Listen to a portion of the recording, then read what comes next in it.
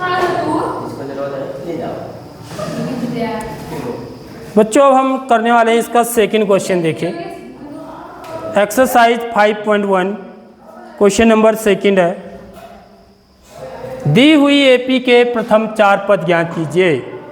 जबकि आपको क्या दिया है ए माने ए क्या चीज होती है? प्रथम पद। ए क्या चीज होती है? प्रथम पद। प्रथम पद को ए से दिखाते हैं या A1 से भी दिखाते हैं, ठीक है। और डी क्या चीज होती है? सार्वांतर। सार्वांतर का मतलब कॉमन डिफरेंस। तो जो हमारी एपी होती है बच्चों वो इस रूप की होती है। देखिए ए, ठीक है, पहला पद ए होता है। दूसरा पद क्या होता है? ए धन डी होता है। दूसरा पद ए धन डी होता है। तीसरा पद ए धन 2d होता है। और चौथा पद क्या हो जाएगा? ए धन 3d हो जाएगा, ठीक है। तो देखिए यहाँ पर पहला पद क्या होगा मेरा? 10। दूसरा पद क्या होगा? 10 धन 10, ठीक है। डी का मान रख देंगे यहाँ पर 10 धन 10। तीसरा पद क्या हो जाएगा? ए धन 2 गुणा 10, डी का मान 10 रख देंगे। ए क्या है? सॉरी, हाँ, ए की जगह पे क्या लिखना है मेरे को? 10। 10 धन 3 गुणा 10, तो क्या आ गया बच्चों? है तो यानी कि 4 पद क्या होंगे? 4 पद, प्रथम 4 पद।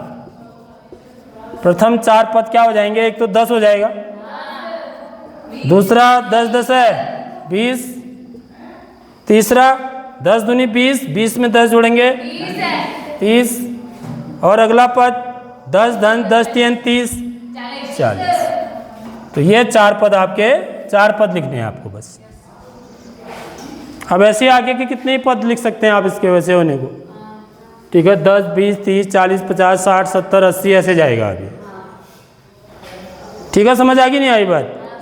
तो बड़ा आसान सा सवाल है। अब इसी में देखिए पहला क्या होंगे मेरे पद? ए धन डी, ए धन 2d, ए धन 3d, ठीक है। ए क्या है? ऋण 2, ए धन डी, ऋण 2 धन 0, फिर ऋण 2 धन 2 गुणा 0, फिर ऋण 2 धन 3 गुणा 0। तो क्या है मेरे 4 पद? प्रथम 4 पद। प्रथम 4 पद क्या हुए? एक तो ऋण 2 हुआ, दूसरा भी ऋण 2 ही होगा, तीसरा भी ऋण 2 ही होगा, और चौथा भी ऋण 2 ही होगा, क्योंकि 3 गुणा 0 0 हुआ ना, 0 में ऋण 2 जोड़ेंगे तो ऋण 2 ही आएगा। तो 4 पद ऋण 2 ही होंगे। नेक्स्ट क्वेश्चन देखिए, इसमें a बराबर 4 d बराबर ऋण 3। तो मेरे पहला पद a, दूसरा a धन d, तीसरा a धन 2d, और चौथा a धन 3d, ठीक है। तो ये क्या हो जाएंगे? 4, यहाँ पर समझो जरा, 4 पहला पद तो 4 हो जाएगा, ठीक है, a का मान 4 दे रखा है। दूसरा 4 धन ऋण 3, देखो बड़े ध्यान से करना है जहाँ पर ऋण का होता है तो कॉमन डिफरेंस माइनस में है, सार्वांतर माइनस में है, तो ए धन डी, ए धन ऋण 3। फिर अगला पद 4 धन 2 गुणा ऋण 3, 2d है ना, ए धन डी, ए धन 2d। फिर अगला पद 4 धन 3d, 3 गुणा ऋण, ठीक है। अब इसको निकाल लेंगे कितना आता है?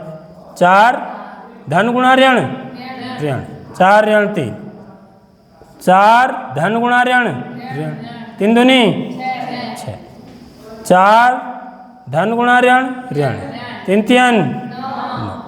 तो ये हुए, बीच में कॉमा लगाया मैंने, अलग अलग पद हैं, ठीक है। तो पहला पद क्या आएगा मेरा? 4, दूसरा 1, तीसरा 4 ऋण 6, ऋण 2, अगला 4 ऋण 9, ऋण 5। तो प्रथम 4 पद ये होंगे।